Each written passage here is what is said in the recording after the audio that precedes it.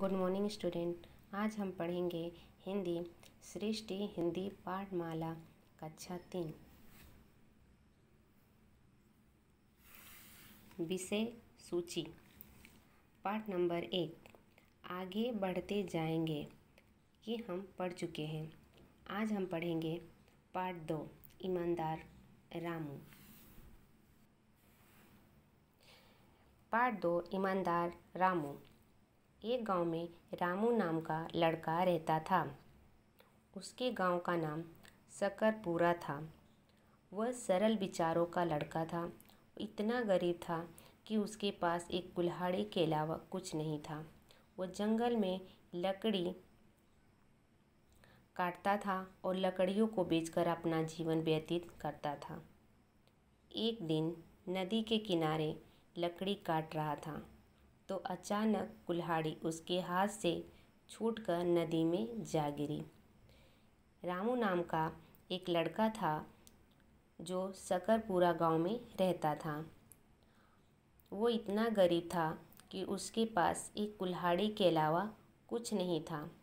एक दिन रामू जंगल में लकड़ी काटने गया।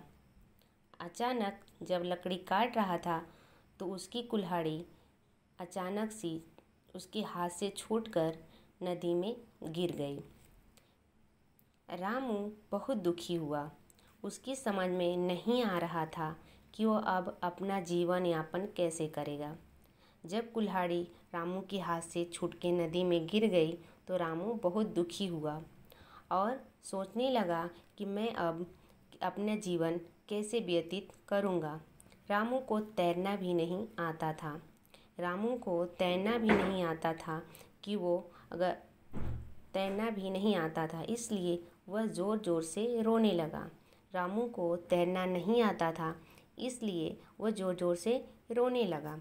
उसके दुख भरे क्रंदन को सुनकर एक विचित्र बूढ़ा, जब वो क्रंदन का मतलब होता है चिल्लाकर रोना, जब वो चिल्लाकर रो रहा था तो उसकी आवाज़ सुनकर एक विचित्र यानी कि एक अद्भुत बूढ़ा उसके पास आया। जैसे ही उसे पूरी घटना का पता चला तो वो बूढ़ा नदी में कूद गया। यानी कि जब वो रामू रो रहा था तो एक विचित्र यानी कि अद्भुत बूढ़ा उसके पास आया और उससे पूछने लगा, रामू तुम क्यों रो रहे हो? तो रामू ने अपनी घटना उससे बताई। तो वह बूढ़ा नदी में कूद गया और थोड़ी देर बाद सोने की एक कुल्हाड़ी निकाल कर लाया। बूढ़ा कूदने के बाद से कुछ समय बाद वो एक सोने की कुल्हाड़ी लेके आया। उस बूढ़े आदमी ने रामू से पूछा, क्या यह है तुम्हारी कुल्हाड़ी? बूढ़े आदमी ने रामू से पूछा, क्या ये तुम्हारी कुल्हाड़ी है? नहीं बाबा, यह मेरी नहीं है, रामू ने कहा। बूढ़ा आदमी फिर नदी में कूद गया और थोड़ी देर बाद चांदी का कुल्हाड़ी लेकर आया। दूसरी बार फिर बूढ़ा आदमी नदी में कूद गया और इस बार चांदी की कुल्हाड़ी लेकर आया। चांदी की कुल्हाड़ी को देखकर रामू ने कहा, नहीं, यह कुल्हाड़ी मेरी नहीं है। फिर रामू ने बोला, नहीं बाबा, ये मेरी कुल्हाड़ी नहीं है। तीसरी बार बूढ़ा लोहे की कुल्हाड़ी लेकर ऊपर आया। फिर तीसरे बार बूढ़ा आदमी नदी में कूदा और इस बार रामू की लोहे वाली कुल्हाड़ी लेकर वापस आया।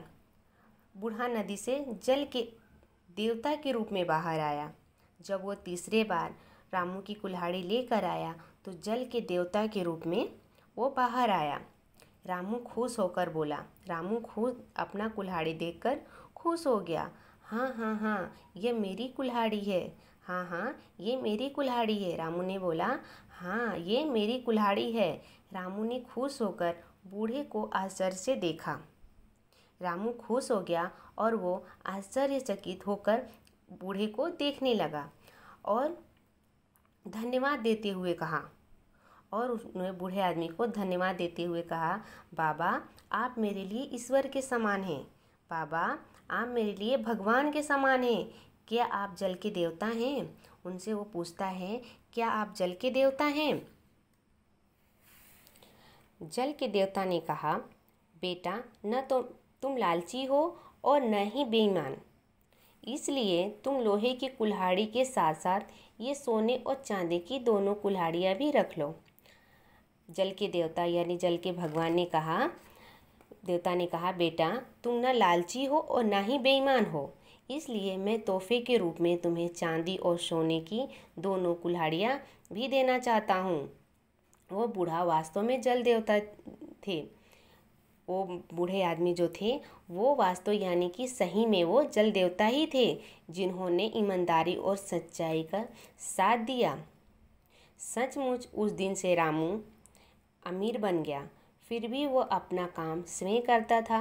वो जंगल में लकड़ियाँ काटने जाता था और उन लकड़ियों को गरीबों में बांट देता था।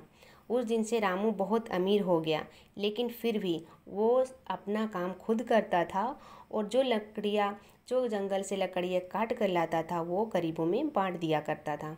इस कहानी से हमें ये सीख मिलती है कि कभी भी हमें लालची नहीं बनना चाहिए और हमेशा हमें ईमानदार और अपना काम खुद करना चाहिए। अब हम पढ़ेंगे शब्द और अर्थ। शब्द अर्थ का मतलब होता है, शब्द है अलावा, शब्द का अर्थ है अतिरिक्त। घटना, घटना का अर्थ है हादसा। धन्यवाद, धन्यवाद का मतलब होता है आभार प्रकट करने वाला या आभार प्रकट करना। व्यतीत, व्यतीत का मतलब बिताना। विचित्र, विचित्र का अर्थ है अनोखा। क्रंदन, चिल्लाकर रोना। स्वयं, स्वयं का मतलब अपना। लालची, लालची का मतलब होता है लोभी। ये आपका होमवर्क है, इसको आप 2 बार लिखिए और 2 बार पढ़िए। Thank you. आपका दिन शुभ हो।